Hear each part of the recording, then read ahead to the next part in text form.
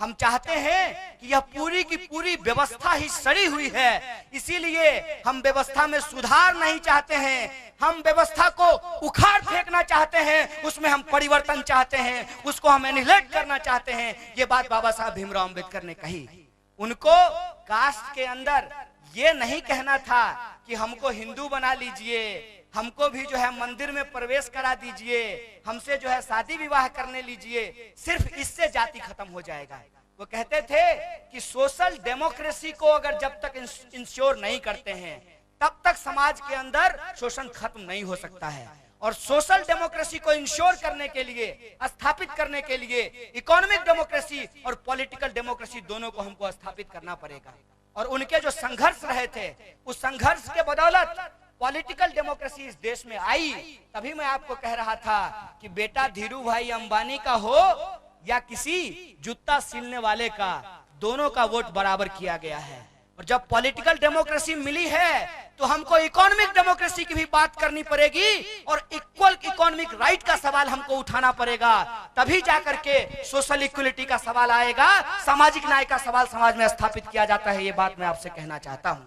आज ही मैं एक अखबार के लिए एक आर्टिकल लिख रहा था, बाबा साहब के नाम एक संदेश, उनको एक चिट्ठी देना चाह रहा था। मैं उनसे बात करना चाह रहा था, ये मानकर कि बाबा साहब हमारे बीच हैं, क्योंकि व्यक्ति मरता है, व्यक्ति को मारा जा सकता है, विचार और विचारधारा को नहीं मारा जा सकता है, वो हमारे पास हमेशा जिंदा रहते हैं। और जब मैं उस चिट्ठी को लिख रहा था बाबा साहब के नाम, तो मेरे मन में कुछ सवाल आ रहे थे। मैं वो सवाल आपके सामने रखना चाहता हूं। सबसे पहले हमने बाबा साहब से माफी मांगी। हमने कहा कि बाबा साहब, युवा होने के नाते अपना बच्चा समझ करके हम कुछ गलती कर रहे हैं, उसके लिए आप मुझे माफ कर दीजिए।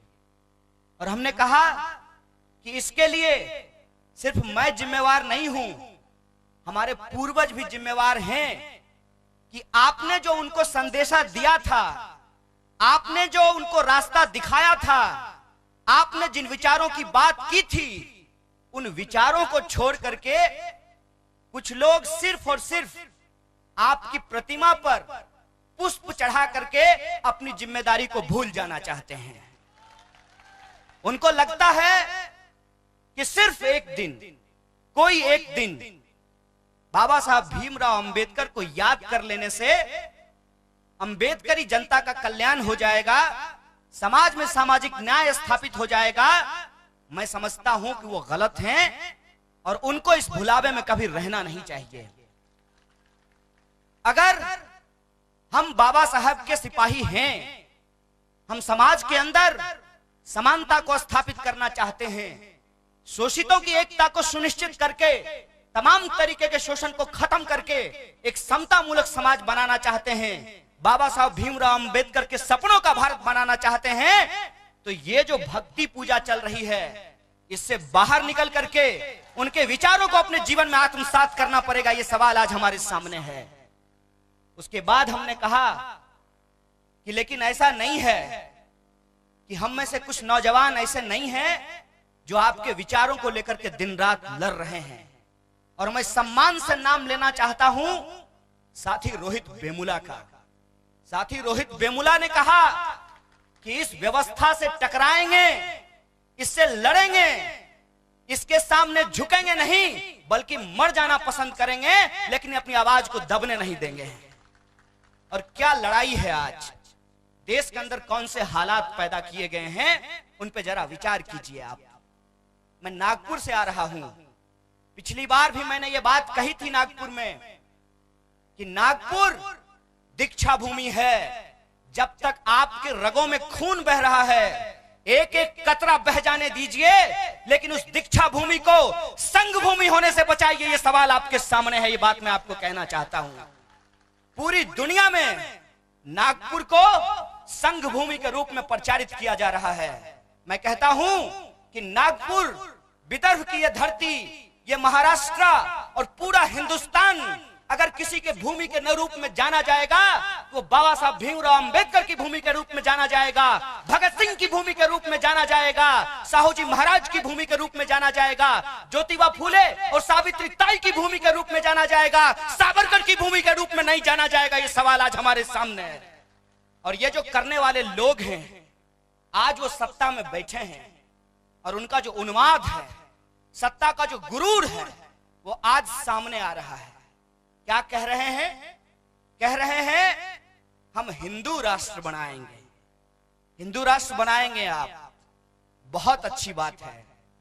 कुछ दोस्त अभी मेरे पता चला बजरंगी हैं, काला झंडा लेकर के खड़े थे।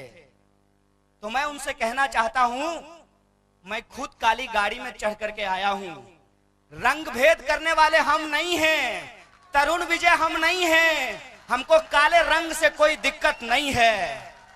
तुम झंडा दिखाओ, लेकिन अगर मेरा खून खौलता है तो वो काले रंग से नहीं, तुम्हारे भगवे रंग से खौलता है। ये बात तुम याद रखना है।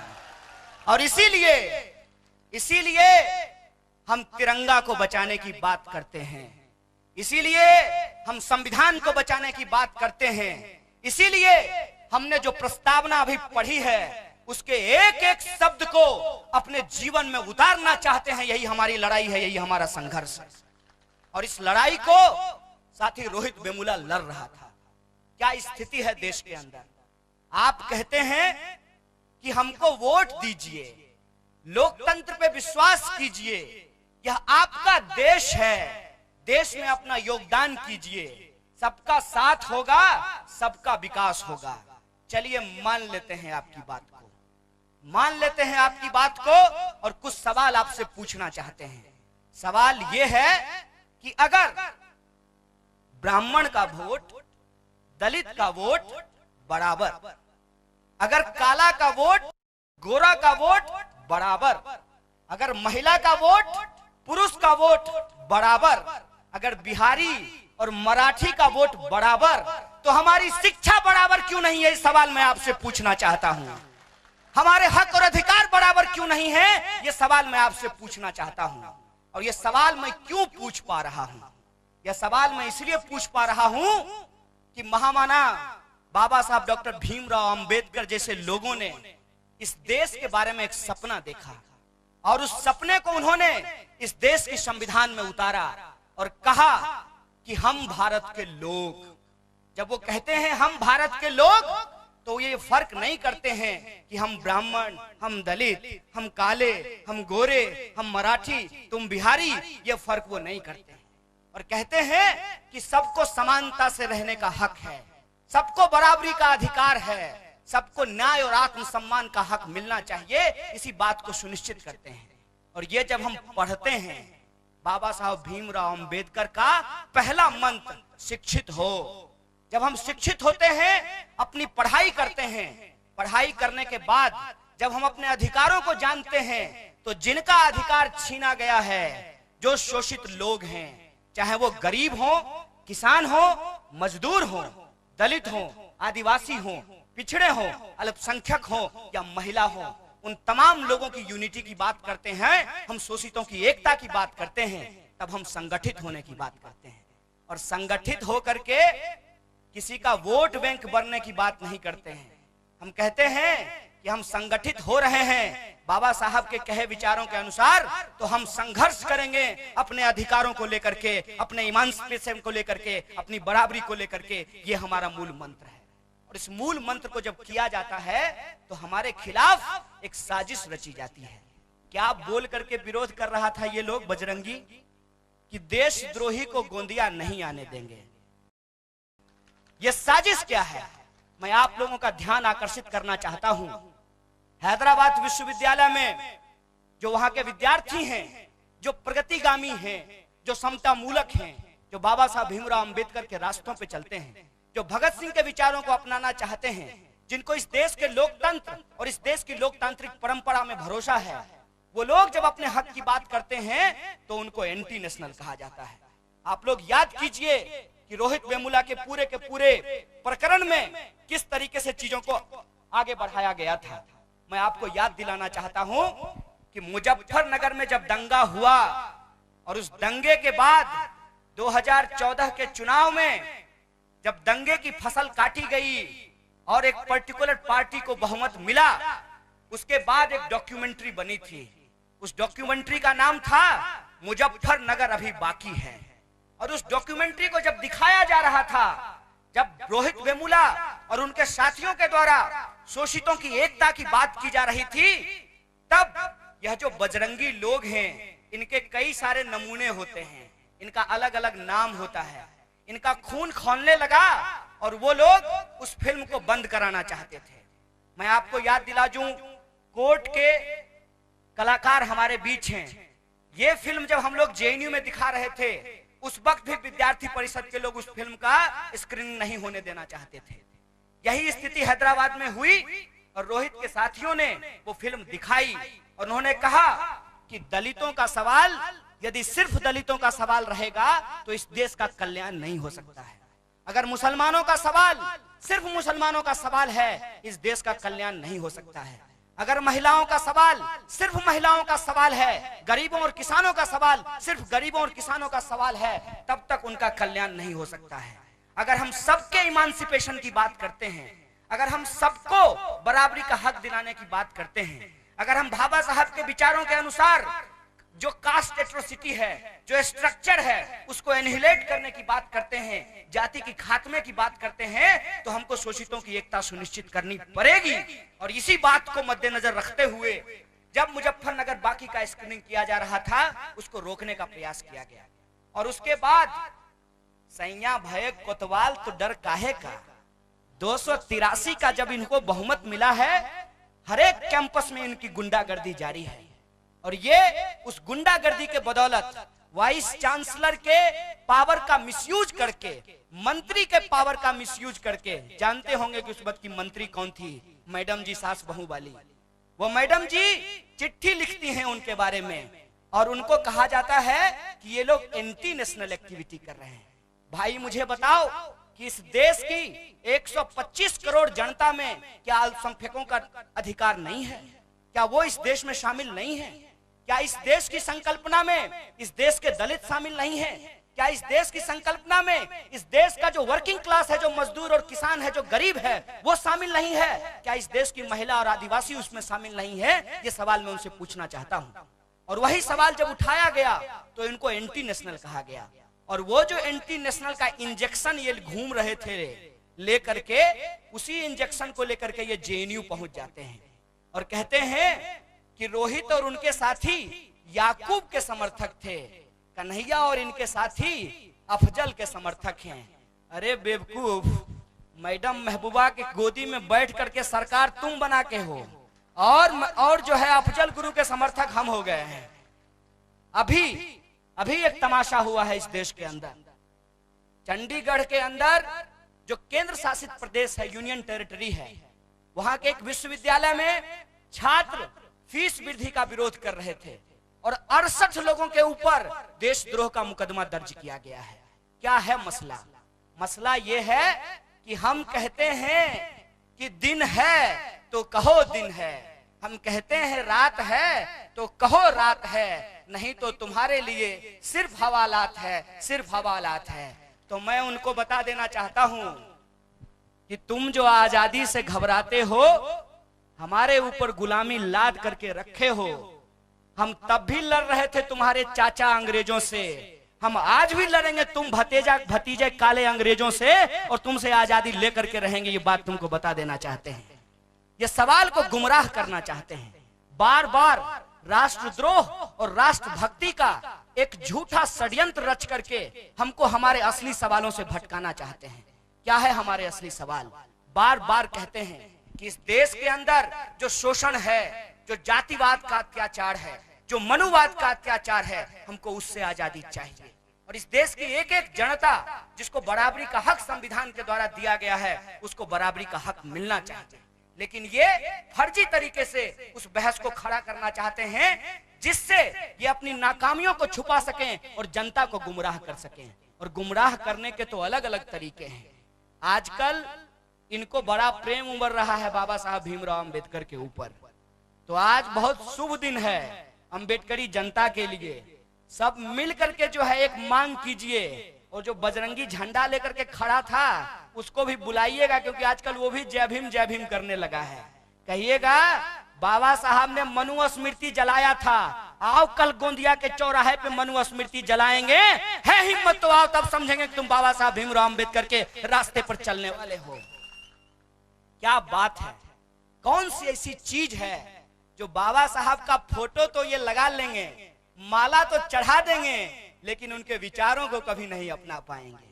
और वो बात ये है कि जो लोग वर्ण व्यवस्था में भरोसा करते हैं, जो कहते हैं कि समाज में कभी बराबरी नहीं लाई जा सकती है, जो कहते हैं कि हम भारत को एक हिंदू राष्ट्र बनाएंगे, बताइए वो बाबा साहब को कैसे अपना पाएंगे? क्योंकि बाबा साहब ने कहा कि जब तक धर्म का ये शोषण है, ये जाति का शोषण भी रहेगा, और यदि आप जाति को खत्म करना चाहते हैं तो आपको धार्मिक पोंगा पंथ से मुक्ति लेनी पड़ेगी। ये सबसे बड़ा सवाल आज हमारे सामने है। और इसीलिए मैं आज जो चिट्ठी लिखने की बात की है उसमें हमने इस बात पे जोर दिया है कि बाबा साहब के सिपाही यदि आप खुद को कहते हैं, उनके सपनों को अगर आप समाज में लागू करना चाहते हैं, अपने जीवन में उतारना चाहते हैं, तो उनके विचारों को आपको उतारना पड़ेगा। और उन्होंने जो चीज हमको दी है उस एक एक चीज को हमको बचाना पड़ेगा।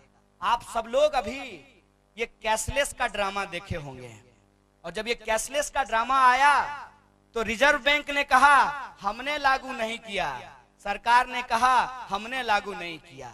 तो मैं आप लोगों का एक ध्यान आकर्षित करना चाहता हूं इस पूरे मसले पे कि बाबा साहब का विचार था कि यदि हम भारत को एकता के सूत्र में पिरोना चाहते हैं तो हमको सिंगल करेंसी अपनानी पड़ेगी, और उस सिंगल करेंसी के लिए ही उन्होंने रिजर्व बैंक का कॉन्सेप्ट दिया था। बाबा साहब सिर्फ एनिहिलेशन ऑफ कास्ट ही नहीं कहते थे, बाबा साहब इकोनॉमिक्स भी पढ़ते थे और इस देश की अर्थव्यवस्था को भी बेहतर कैसे बनाया जा सकता है इसका भी विचार करते थे। इसीलिए उन्होंने साफ साफ कहा कि हमारे सामने दो दुश्मन हैं, एक दुश्मन ब्राह्मणवाद है और दूसरा दुश्मन पूंजीवाद है। और इसीलिए इस देश के अंदर उन्होंने स्टेट सोशलिज्म की बात की थी, और स्टेट सोशलिज्म में उन्होंने एकदम जोर दे करके कहा कि स्टेट विद इन स्टेट नहीं होगा।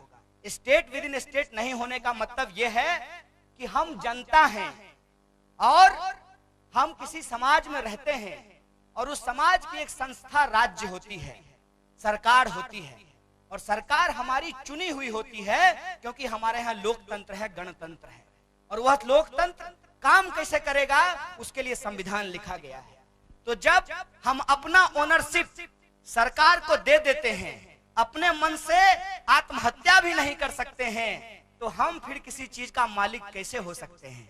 इसीलिए स्टेट विद इन स्टेट को बाबा साहब ने खारिज किया और कहा कि लैंड का डिस्ट्रीब्यूशन होना चाहिए और सारा लैंड का ओनरशिप सरकार के पास होना चाहिए। ये बात बाबा साहब भीमराव अम्बेडकर ने कही थी। लेकिन मुझे बताइए कि बाबा साहब के नाम पे जो लोग वोट लेते हैं, जो चुन करके जाते हैं, क्या कभी आमदार के रूप में, कभी सांसद के रूप में विधानसभा और संसद में गरीब शोषित जनता के बीच में लैंड डिस्ट्रीब्यूट करना चाहिए और बड़े जो जमींदार हैं उनसे जमीन छीन करके गरीबों में बांटना चाहिए, इस बात को कभी उठाते हैं? ये सवाल मैं आपसे पूछना चाहता हूं। तो ये जो वोट बैंक की राजनीति है, इस बात से हमको समझना पड़ेगा, और जो उनका विजन है उस विजन को हमको उतारना पड़ेगा।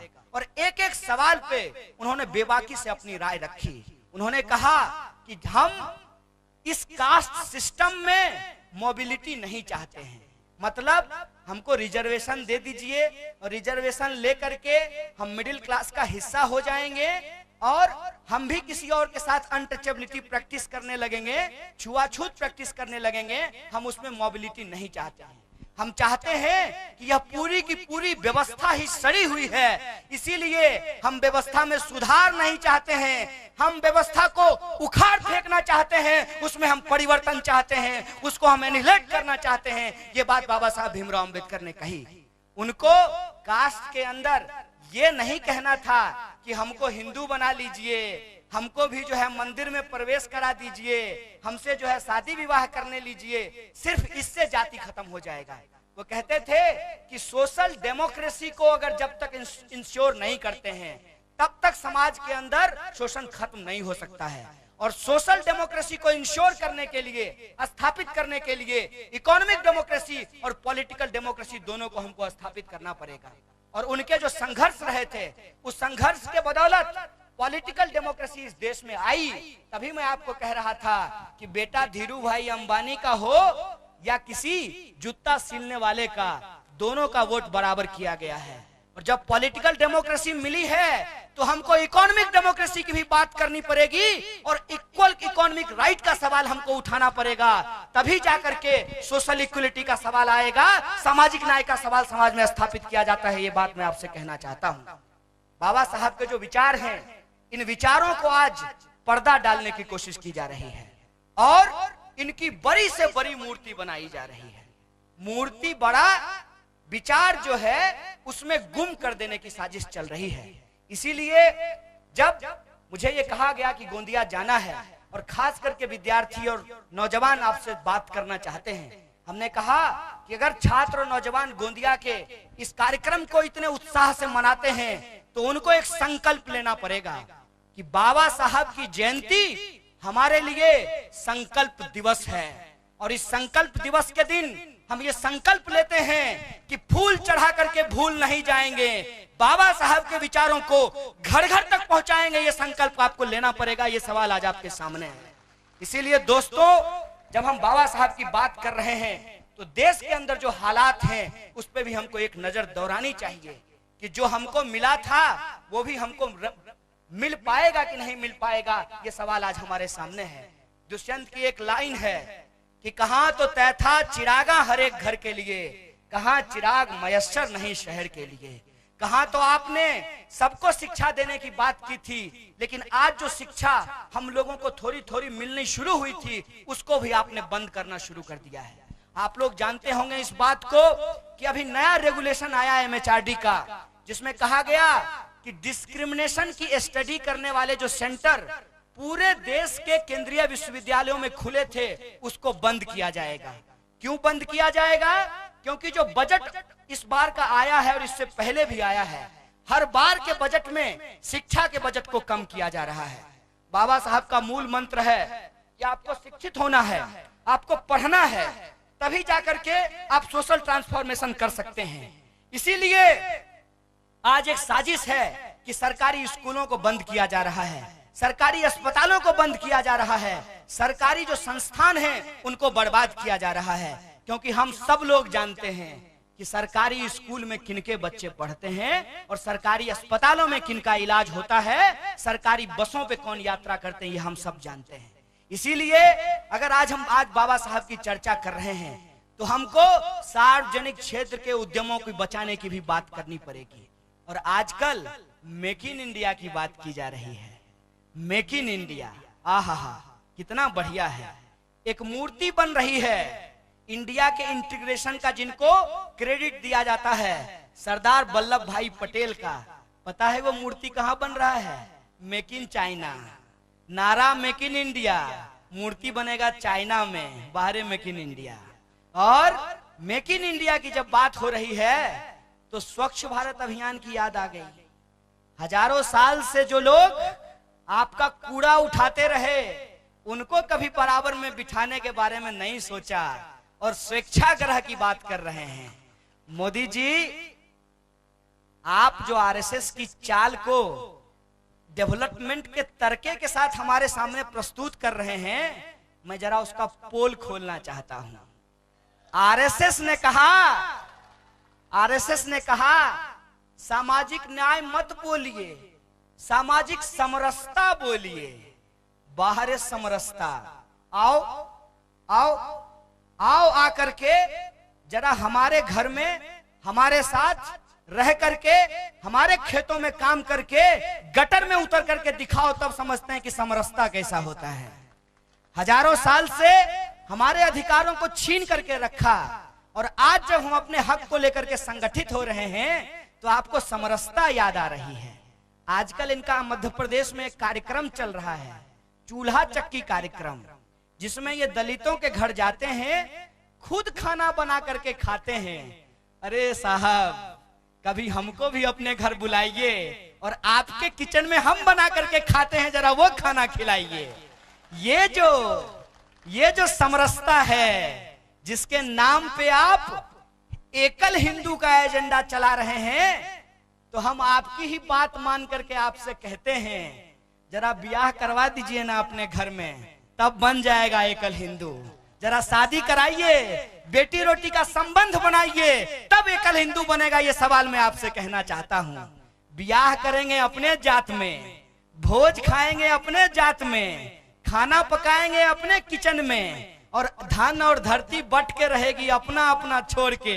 इसमें एकल हिंदू का एजेंडा नहीं चलने वाला है। और ये जो आपका माया जाल है, इस माया जाल का सच सामने आएगा। लेकिन अफसोस तो होती है, अफसोस तब होती है